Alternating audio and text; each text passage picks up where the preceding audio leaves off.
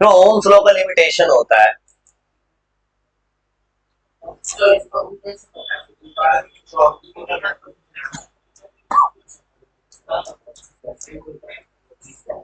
देखो Ohm's law का limitation, Ohm's law का लिमिटेशन क्या होगा, कुछ ऐसा चीज ओम्स लॉ फॉलो नहीं करेगा।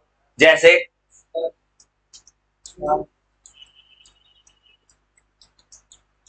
पीएन जंक्शन डायोड, वो एक होता है पीएन जंक्शन डायोड जो तुमको मिलेगा सबसे लास्ट में सेमीकंडक्टर चैप्टर में, ये ओम्स लॉ फॉलो नहीं करता है।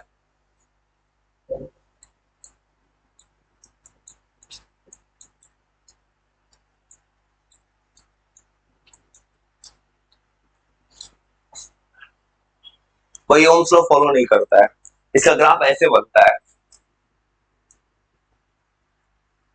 और इसके बारे में पढ़ना है सबसे लास्ट चैप्टर में।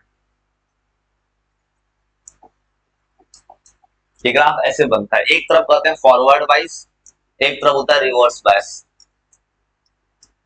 और ये सब क्या होता है फॉरवर्ड वाइज रिवर्स बायस, ये पढ़ना है सेमीकंडक्टर। यहां बस याद रखना ओम्स लॉ कौन कौन फॉलो नहीं करता है।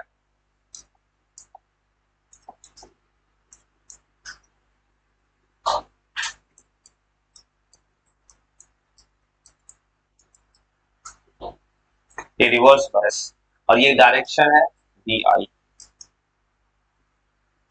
मतलब ओम्स लॉ का ग्राफ क्या होता है, लीनियर होता है। ये ग्राफ कुछ नॉन लीनियर दिख रहा है, एक तरफ से स्ट्रेट लाइन थोड़ी दिख रहा है, ये लिमिटेशन है ओम्स लॉ का। और ये तुमको पूरा डिटेल पढ़ना है सेमीकंडक्टर में। यहाँ पे करंट होता है मिली एम्पियर में फॉरवर्ड में, रिवर्स में करंट होता है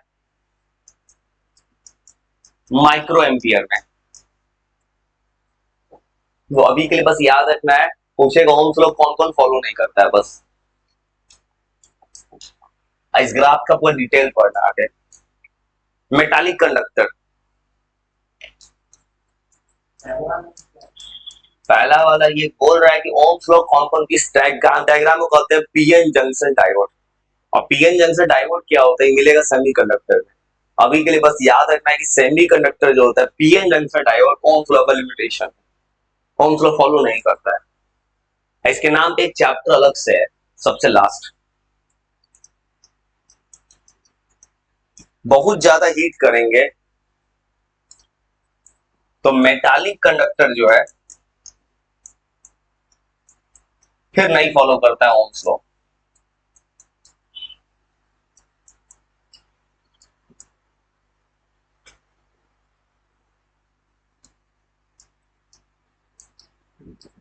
वो कुछ थ्योरेटिकल चीज थोड़ा मोड़ा था उसको भी लिख कर बता देते हैं, फिर वो कुछ सर्किट ले आते हैं। रेसिस्टेंस का न्यूमेरिकल कैसे बनाते हैं, एक न्यूमेरिकल सिखाया था किर्चॉफ्स लॉ का। अब कुछ अलग एक और टाइप का न्यूमेरिकल सिखाते हैं जो किसी कॉम्पिटिटिव एग्जाम से मिलेगा, वो भी सिखा दे। किसी कॉम्पिटिटिव एग्जाम्स में कैसा कैसा कॉम्प्लेक्स सर्किट आता है, बनाने का सबका ट्रिक होता है। एनसीईआरटी में से कुछ नहीं है, कहोगे तो बना देंगे।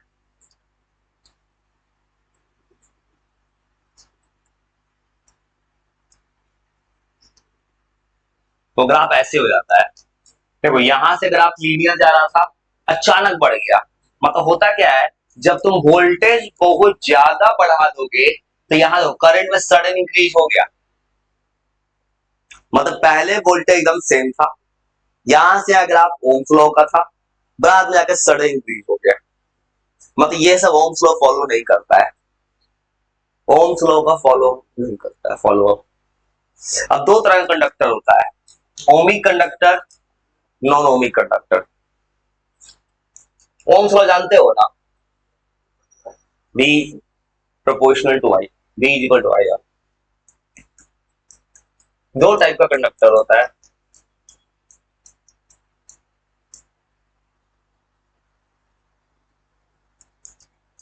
Ohmic conductor. ये क्या है, जो क्लास 10 में पढ़ के है, जो ओम्स लॉ फॉलो करता है।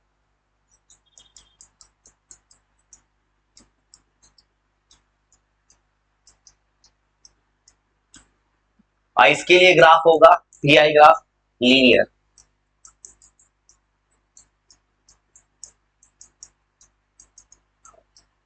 अब ये ग्राफ ऐसे बनता है,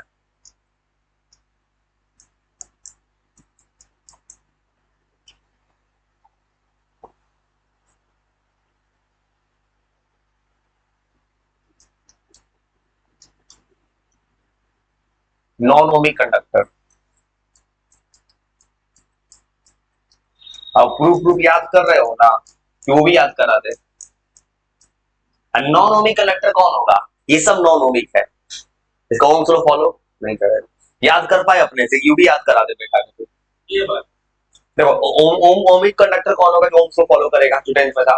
ये सब ओम्स लॉ फॉलो नहीं कर रहा है, ग्राफ नॉन लीनियर दिख रहा है, ये सब नॉन ओमिक है। फॉरवर्ड बायस बोलते हैं। ये बायस क्या होता है? जब आगे जाए पढ़ो तो बैक टू बुलेट के डालते हैं इसमें। हाँ, अब क्या होता है, पूरा डिटेल है सेमीकंडक्टर चैप्टर, यहाँ नहीं, सबसे लास्ट में है। वो बोलो याद कर पाओगे? याद है कि याद करा दे? याद है प्रूफ प्रूफ सब कुछ? ठीक है, करा दे। थर्सडे को बारिश होगा, याद रखना, होगा 90%। बारिश में क्या डाल?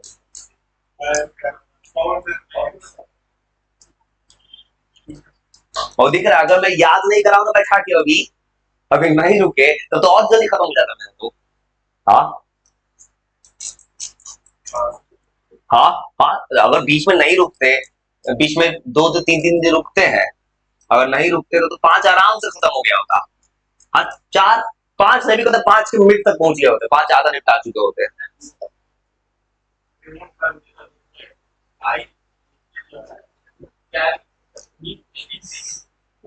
ये पता क्यों लिखा है? यहाँ करंट कम आता माइक्रो, वहां तक मिलियन में। हाँ म्यू है। हाँ, मतलब वो क्यों लिखे है? करंट आता है माइक्रो एम्पियर, उसमें आता है मिली एम्पियर में। आई सबका जवाब वहां है। फॉरवर्ड बायस में करंट आता है, रिवर्स में बहुत कम आता है।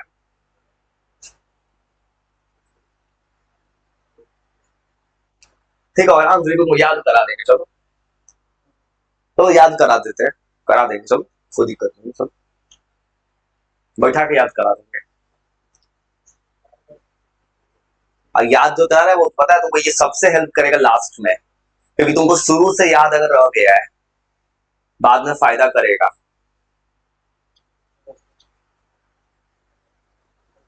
और एक चीज और है इसमें किताब में, एनसीईआरटी किताब की तरफ से, electrical energy power, joules law of heating.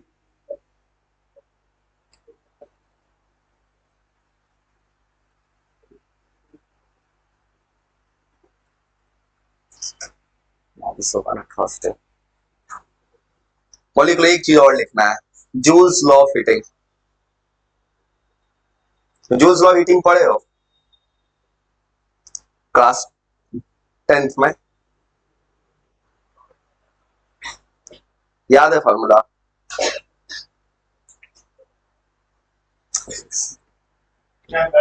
Joule's law of heating का फॉर्मूला?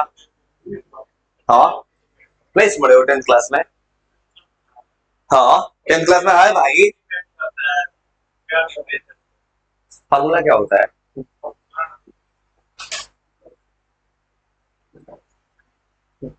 और तो यही दो चीज है, ये पता है, ये मैं मुझे लगा तुम्हें आता हो 10th का चीज, लिखने की जरूरत क्या था, लिख देते सब, यही चीज किताब में एनसीईआरटी में दिया है थोड़ा सा, बस चैप्टर खत्म।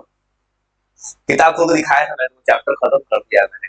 हाँ देखो, उसमें जूल्स ऑफ हीटिंग होता है, जिसे उन्हें पढ़ा हो 10th क्लास में, I square R T, V square by R T, V I T, ये सब वर्ड सुने थे?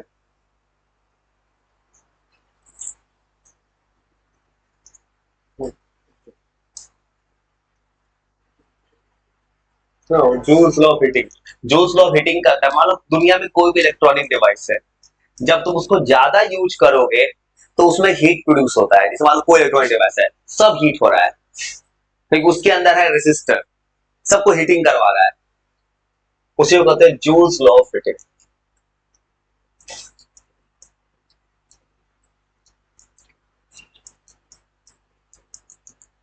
ये क्या बोल रहा है कि जैसे तुमने पढ़ा है heating effects of electric current, नाम सुने हो कि दुनिया में कोई भी इलेक्ट्रॉनिक डिवाइस है सब हीट होने वाला है। तुम फोन चलाओ, फोन हीट हो रहा है, क्योंकि जूल्स लॉ उसमें रेसिस्टर है।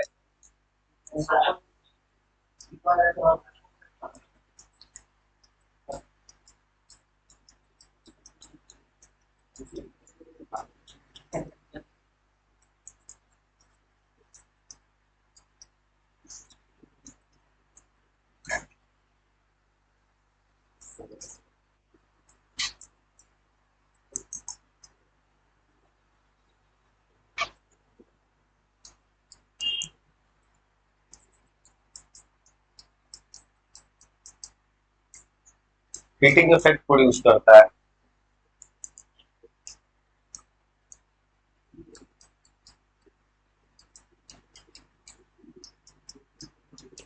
पर इसका फार्मूला ऐसे था, तुमने ये पढ़ा है 10th क्लास में भाई, दिख रहा है मेमोरी का प्रॉब्लम। तुम्हें पहले याद नहीं आया कुछ चीज, ये प्रॉब्लम है, इसीलिए तुमको मैं साथ दे रहा हूँ, मैं तुमको याद करा रहा हूँ, समझ गए?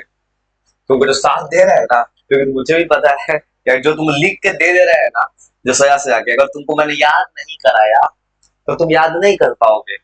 तुम क्या, जो बच्चा कहीं भी पढ़ता, ऑनलाइन पढ़ता, वो जो खुद से पढ़ रहा है वही याद कर रहा है। बाकी जो कॉपी में नोट्स बनाता है उसको थोड़ी याद रहता है, जो बस बस खाली नहीं, वो याद जो खुद से पढ़ता है उसी को याद रहता है, जो खुद से पढ़ रहा अच्छे से।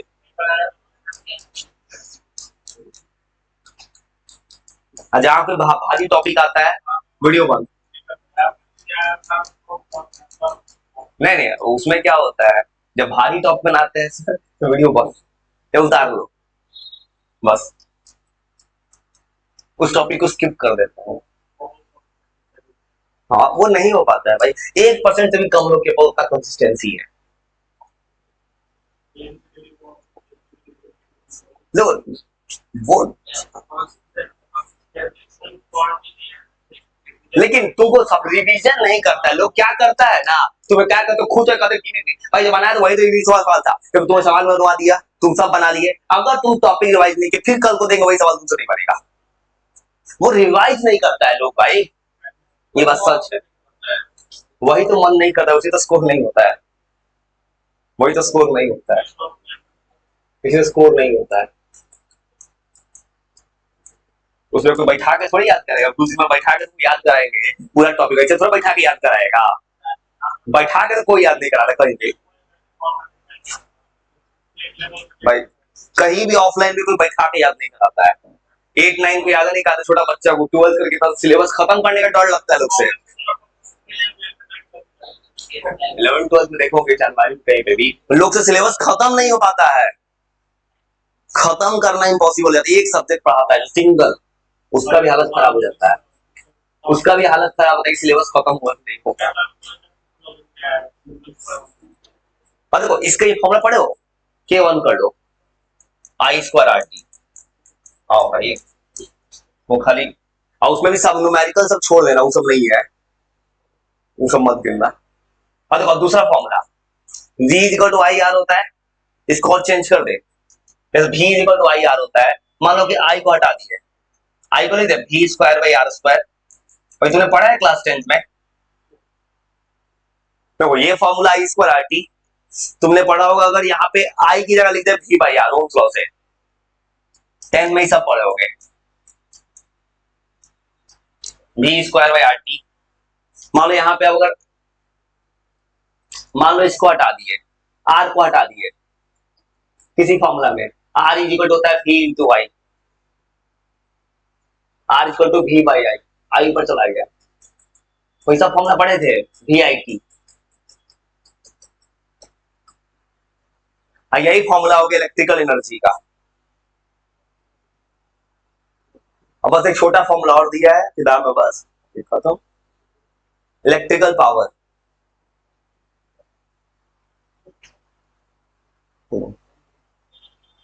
सुनो, तुमको याद याद कल ही कराते हैं, याद अगर तुम सुनो, अगर याद करना है ना तो कल ही याद कराते हैं, थर्सडे को नहीं करा पाएंगे, थर्सडे को बारिश होगा।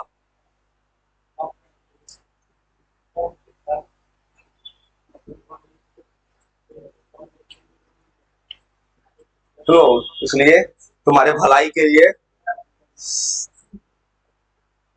तुमको एक पूरा चैप्टर कल ही याद कराएंगे, और ये चैप्टर पूरा पूरा कल ही याद कराएंगे, कल याद से कराएंगे कि थर्सडे को थ्रू आउट द डे बारिश होगा।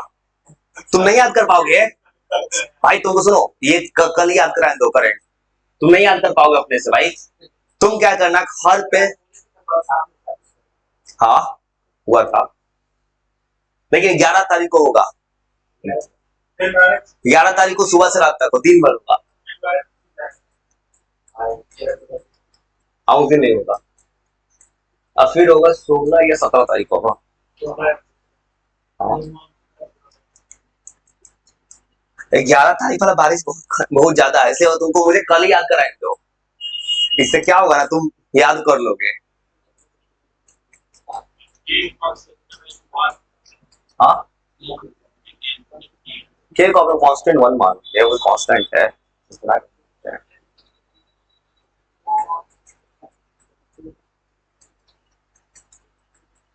बस सिलेबस कुछ नहीं ना होता है, अब मैं सीरियस मूड में लिखूं ना बहुत सही स्पीड से, 2 महीना 3 महीना लगता है फिर देंगे, बहुत है। तो पावर तो 3 फॉर्मूला बन सकता है, सबको टाइम से डिवाइड कर दो, एक फॉर्मूला क्या हो जाएगा, आई स्क्वायर आर, फिर सबको टाइम से डिवाइड करो, ये क्या हो जाएगा, बी स्क्वायर बाई आर,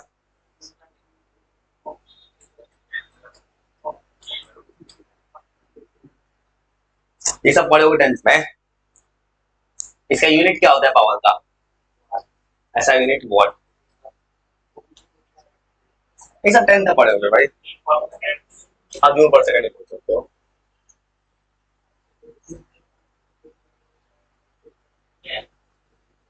जैसे वॉट,